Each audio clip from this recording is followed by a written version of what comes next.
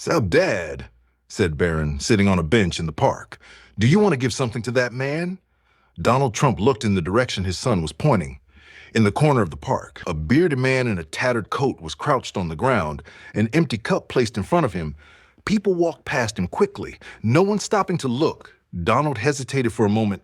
He had always been at the top, but now, faced with the pure compassion in his son's eyes, he felt a shiver run through him.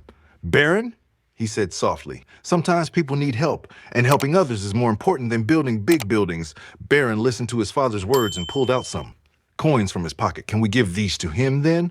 Donald smiled at his son's innocent offer. "Of course," he said. "But let's talk to him first. Maybe he doesn't just need money, but a little attention, too." The two of them walked over to the man together. Donald approached him and knelt down to meet him at eye level. "Hello," he said.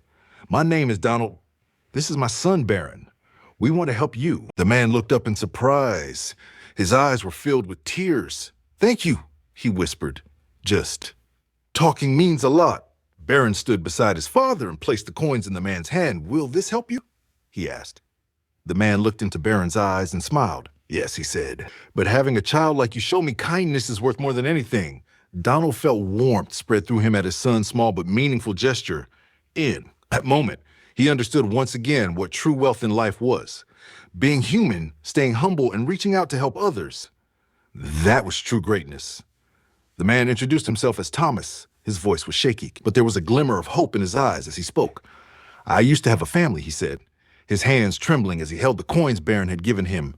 "But life, it doesn't always go the way you plan." Donald sat down on the ground beside him, ignoring the dirt on his tailored pants. Barron followed, sitting cross-legged, his young face filled with curiosity and compassion. "What happened?" Barron asked innocently. Thomas sighed, his gaze drifting to the distant skyline. "I lost my job, then my home. One thing led to another, and here I am. But you know what? It's moments like this, when someone stops to care, that remind me there's still good in the world." Donald felt a lump form in his throat. He had spent his life chasing success, building empires, and yet here was a man who had nothing but still found a way to appreciate the smallest acts of kindness.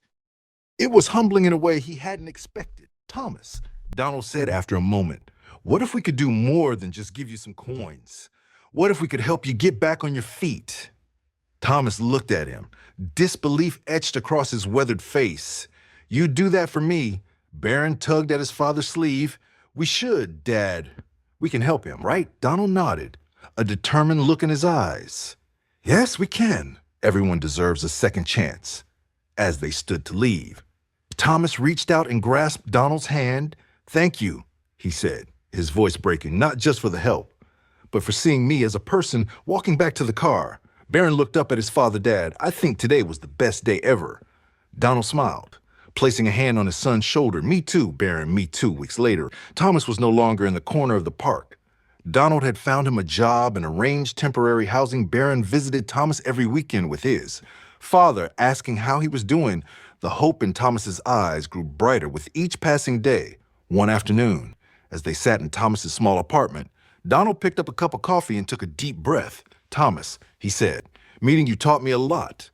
It reminded me that life isn't just about success and power, but about what it means to be human." Thomas looked at him with gratitude in his eyes. "Donald," he said, "you changed my life. But what's more important is that you're teaching your son about humanity. Barron is learning to see the world differently because of you." Barron looked at his father and smiled. "Uncle Thomas, I'll never forget the day we met you. That day, I realized how important it is for people to help each other."